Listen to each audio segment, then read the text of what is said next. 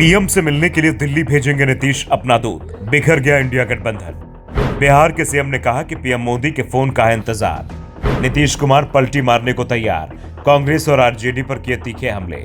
नीतीश कुमार पलटी मारने की तैयारी में है। इंडिया गठबंधन में उनकी बढ़ती दूरी से साफ हो गया है कि अब बस दिन और तारीख तय होना है।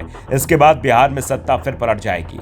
सीएम तो फिलहाल नीतीश ही रहेंगे, सिर्फ डिप्टी सीएम बदलेंगे। दरअसल नीतीश के तेवर इस समय बदले बदले दिखाई दे रहे हैं। वो केंद्र के खिलाफ बेहद नरम होते दिखाई दे रहे हैं, तो इंडिया गठबंधन में अपने सहयोगियों के खिलाफ हमलावर हो गए हैं।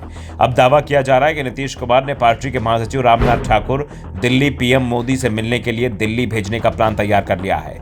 बीजेपी और जेडीयू के बीच अब रामनाथ ठाकुर पुल का काम करेंगे। रामनाथ ठाकुर के पिता कर्पूरी ठाकुर की 100वीं जयंती से ठीक एक दिन पहले 23 जनवरी को प्रधानमंत्री मोदी ने उन्हें भारत रत्न देने का ऐलान किया था। इसके बाद नीतीश ने पीएम मोदी को व्यक्तिगत रूप से धन्यवाद किया। वो रामनाथ ठाकुर से मिलने के लिए पहुंचे। दोनों के बीच लंबी बातचीत की भी खबर है। अब कहा जा रहा है कि रामनाथ ठाकुर पीएम मोदी से मिलने दिल्ली जा रहे हैं। वैसे उन्हें यह न्योता पीएम मोदी की तरफ से ही भेजा गया है, लेकिन बिहार की सियासत में इसे लेकर सरगर्मी बढ़ गई है। दावा किया जा रहा है कि रामनाथ ठाकुर ही अब बीजेपी और जेडीयू के बीच गठबंधन की चर्चा आगे बढ़ाएंगे। बीजेपी ने पहले ही नीतीश कुमार के लिए गठबंधन के बंद दरवाजे खोल दिए हैं, तो बीजेपी को लेकर नीतीश का रुख भी नरम पड़ा है। उन्होंने पार्टी में बीजेपी के सबसे बड़े विरोधी ललन सिंह को पूरी तरह से किनारे कर दिया है। और सिर्फ ललन सिंह ही किनारे नहीं किए गए, ललन सिंह के जितने सहयोगी थे वो सभी किनारे लगा दिए गए हैं। 4 फरवरी को पीएम मोदी के बेतिया में रैली होने वाली है और दावा किया जा रहा है कि नीतीश कुमार बेतिया की रैली में शामिल हो सकते हैं। और इसके पहले ही बिहार में बड़ा खेल करने की तैयारी शुरू हो गई है। गठबंधन को लेकर शर्तें तय की जा रही हैं।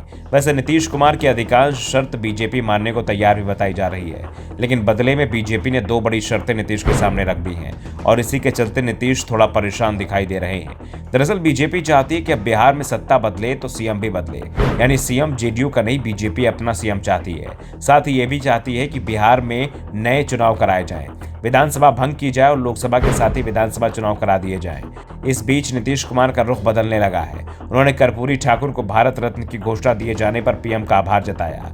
साथ ही कहा कि अभी तक पीएम मोदी का उन्हें फोन नहीं आया है। हाँ, पार्टी के महासचिव और कर्पूरी ठाकुर के बेटे रामनाथ ठाकुर को पीएम मोदी ने जरूर फोन किया है। पीएम मोदी अगर कर्पूरी ठाकुर को भारत रत्न देने का श्रेय खुद लेना चाहते हैं तो मुझे इससे कोई परहेज नहीं है, लेकिन हमारी ये वर्षों की मांग थी, कर्पूरी ठाकुर को भारत रत्न मिलना चाहिए।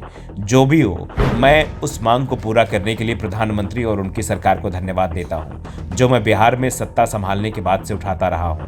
नीतीश ने एक और पीएम मोदी का धन्यवाद किया तो दूसरी ओर कांग्रेस और आरजेडी पर परिवार को बढ़ावा देने के लिए निशाना भी साध दिया। उन्होंने नाम तो किसी का नहीं लिया, लेकिन संकेतों में बहुत कुछ कह दिया। नीतीश ने कहा कि मैंने राजनीति में अपने परिवार के किसी भी सदस्य को बढ़ावा देने की कभी कोशिश नहीं की, क्योंकि उन्होंने दिवंगत कर्पूरी ठाकुर से प्रेरणा ली थी, जो सार्वजनिक जीवन में ईमानदारी के लिए जाने जाते थे।